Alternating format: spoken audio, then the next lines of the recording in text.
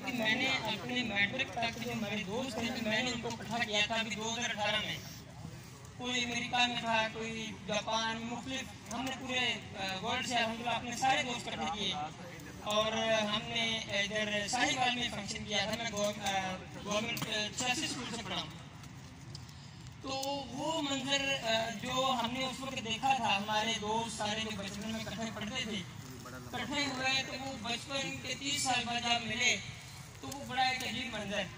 आज government college Sahiwal में मेरे क्लास में तो बहुत ज़्यादा मुझे नजर नहीं आए, मगर कमरुल मान साहब हमारे प्रिंसिपल थे, अल्लाह ताला इनको जिंदगी सलामती दे, तो बहुत खुशी हो रही है।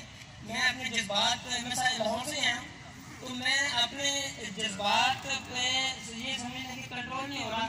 ये इतने प्यारे इज्तिमा को देख के सब अपनी अपनी जो बचपन की बातें कर रहे हैं, अपनी कॉलेज की लाइफ की बातें कर रहे हैं। तो एक मेरी तजवीज़ है जो मैं अगर, क्योंकि हमने भी वो बनाया था, यूनियन बनाई अपने दोस्तों की। हमारे जो वो दोस्त जो कोडिंग नहीं थे या जॉब नहीं थी, हमने सब ने मिलकर कुछ की जॉब करवाई, कुछ की हेल्प की। तो मैं तो करता हूँ कि हम जब इकट्ठे हुए हैं सब लोग, तो हम भी ऐसा सोचें जो हमारे इस वक्त जितने लोग बैठे हैं, इनके वो लोग जिनके बच्चों के पास रोजगार नहीं है, या अगर है तो उनको भी मौका हम दे सकते हैं।